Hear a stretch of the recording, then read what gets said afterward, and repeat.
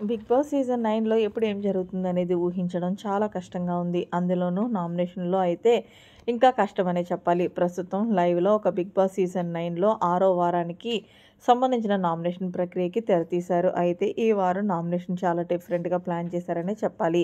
అది కూడా wild card contestants చేతిలో ఇక గార్డెన్ ఏరియాలో ఒక వైపుని ఏర్పాటు చేసి ఆ పైప్‌లో నుంచి ఒక బాల్ వస్తుంది. ఇక వైల్డ్ కార్డ్ కంటెస్టెంట్స్ ఎవరైతే ఉన్నారో ఆ బాల్‌ని పట్టుకొని దాంట్లో వేయాల్సి ఉంటుంది. కానీ నామినేషన్ చేయమని చెప్పారు గానీ, ఇక్కడ ఇందులో భాగంగానే మరొకసారి రెచ్చిపోయారని చెప్పాలి. ఓల్డ్ కంటెస్టెంట్స్ ఇక్కడ 6 వీక్ నామినేషన్‌లోకి ఎంతమంది వచ్చారని చూస్తే 6గురు వచ్చారనే చెప్పాలి. ఎవరెవరు అంటే తనూజ, డెమాన్ పవన్, దివ్య, సుమన్ శెట్టి, రాము రాథోడ్, భరణి గారు. ఏదేమైనా సరే ఈ 6గురు కూడా టాప్ 5లో ఉండే కంటెస్టెంట్స్, క్వాలిటీస్ ఉన్నవాళ్ళే.